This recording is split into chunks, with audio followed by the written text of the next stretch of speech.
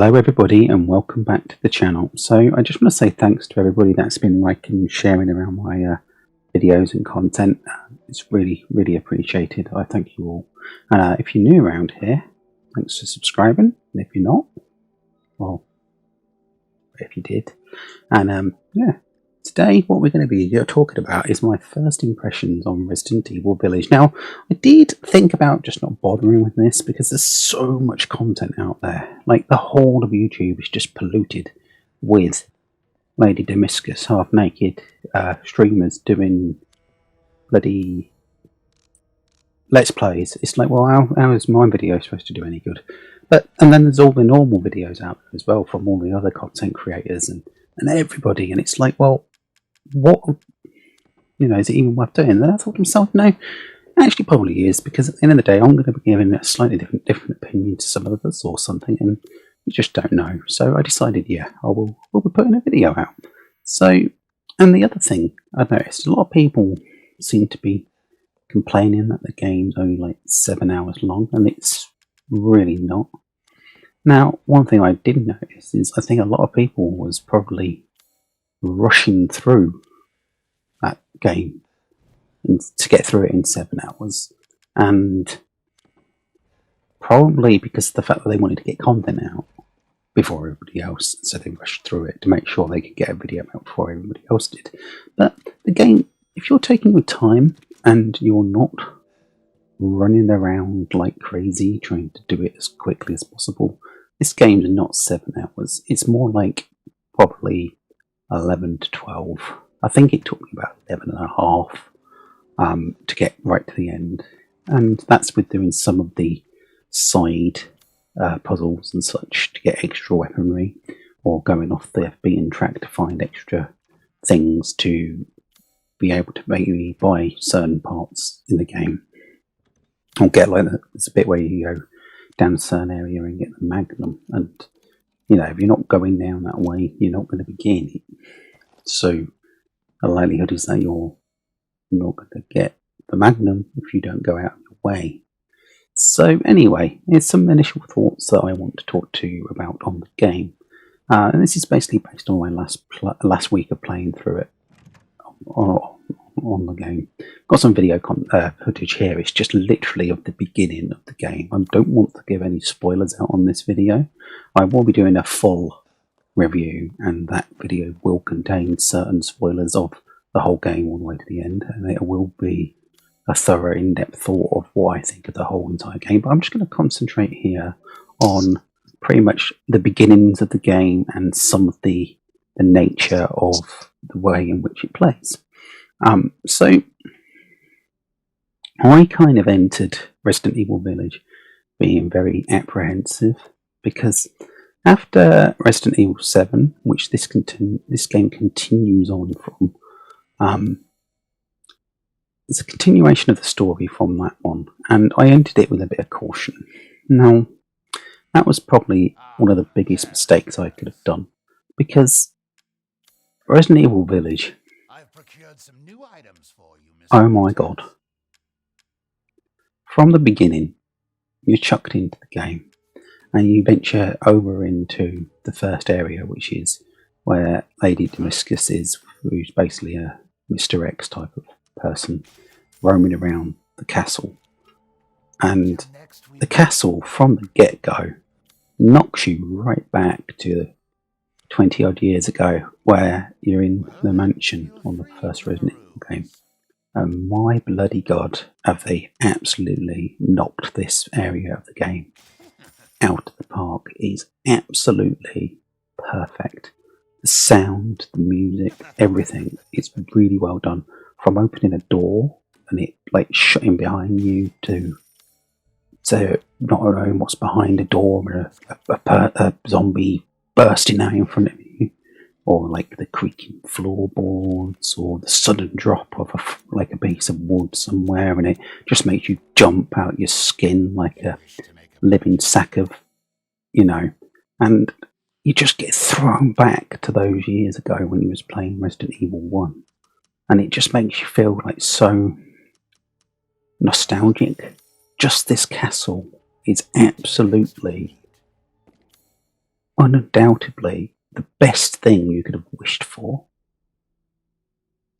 in this brand new Resident Evil game.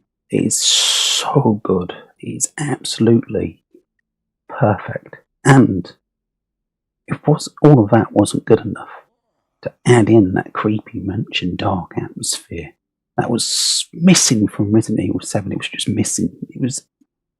I was craving it in Resident Evil 7. It wasn't there, you know.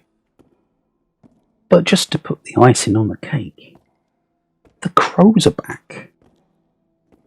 The crows are back. Of the crows around the halls of the castle, echoing around. Oh, it's just so well done, and that alone makes this game top quality. It really is so good, and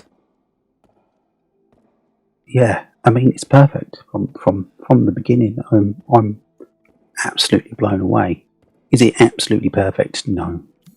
But my number one gripe with the game is the first person perspective of the play. Now that's not to say the gameplay is bad, because it's not. It's spot on. But for me, a Resident Evil game is not played in first person. It's the second person kind of over the shoulder gameplay that you get in like Resident Evil 2 and 3 Remake. That's more of what I really associate with a Resident Evil game these days. Don't really like it being in first person. If it was in that second person type style, I think this would be probably one of the best Resident Evil games ever made. It probably still is anyway, even with the first person. But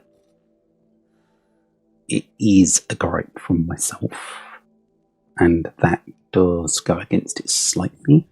Now, I'm not going to talk about anything more after this area, because you kind of get a feel for the whole game from this first area, with the atmosphere and the way in which it plays and everything, really. You've got the old Resident Evil 4 inventory area. You've got the save functions now at a proper typewriter and not a boring cassette tape player. You've got the upgrades to all the weapons is there, and you've got a merchant which is all back again, and it's just really well done. And yeah, I mean, my first impressions are absolutely top quality. And these people who have been complaining about it being too short have just rushed it, in my opinion. By the time I was getting to like the 7-8 hours mark, I don't think I'd even done probably 2/3 of it, probably, and they had all finished it. And it's like, well, there's no way you did all the bits and pieces and randomness and concentrated on figuring out puzzles the way that I did, because some of the puzzles actually take you some time to figure out, and 10-20 minutes pass and you've still not figured it out. So unless you went online and found the answer, there's no way you're doing this game in 7 hours. Like, it's just not happening. So you just did it to rush out to get your video out as quickly as possible, and that's the truth. And to be fair, fine, I don't blame you. You want to get your video out, but whatever. Don't complain that the game's short. You made it short by rushing it. That's your own fault, not anybody else's. But yeah, I'm thoroughly impressed with this game, and if there is anything you want to know more, just drop the comments down below and I'll let you know. And I will be doing some full thoughts on the game, which, as I say, will contain spoilers. I didn't want to do any spoilers in this first thoughts video. It's purely based on my beginning experience, and wanting to report that the game is pretty much got so many nods back to classic style Resident Evil that you have to say, I had to make it. I had to do a video. I had to tell people that, that apprehension that I had was unfounded. And I think that's because I was just a little bit let down by Resident Evil 7. It's good, don't get me wrong, I do really enjoy Resident Evil 7. It's just not like this is... 7 was literally probably a 7 out of 10, and this is probably pushing a 9. So there's a difference. And as much as I liked Resident Evil 7, it kind of under delivered on those Resident Evil-esque things that I wanted. And it doesn't take much because they've knocked it out of the park with this one just by ticking off a few points that make it what I expect a Resident Evil game to be. If that makes sense. Now anyway, I'm going to leave it there. And do look out for my full review on the channel probably in a week or so. I do have some other videos coming up this next week on random Switch puzzle games and a couple of other indie games, so it'd be nice if you can stick around and subscribe. So thank you very much. Goodbye.